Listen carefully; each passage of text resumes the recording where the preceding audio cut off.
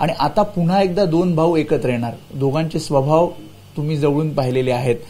सद्यस्थितीत काय वाटतं, कारण या चर्चांनंतर खरंच हे दोन भाऊ एकत्र येतील असं समीकरण दिसेल? ते एकत्र आले पाहिजेत ही इच्छा महाराष्ट्रातल्या असंख्य शिवसैनिकांची आहे.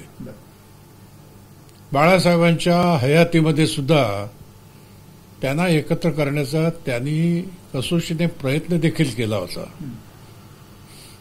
हे विभाजन शिवसेनेचं जे झालं, शिवसेना आणि राज ठाकरेंनी काढलेली मनसे, त्याच्यामुळे फार नुकसान झालं शिवसेनेचं.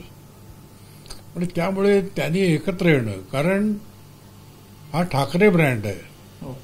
उद्धव ठाकरे काय किंवा राज ठाकरे काय किंवा त्यांची मुलं पुढच्या पिढीतली आदित्य ठाकरे, अमित ठाकरे, हा ब्रँड एकत्र राहिला पाहिजे.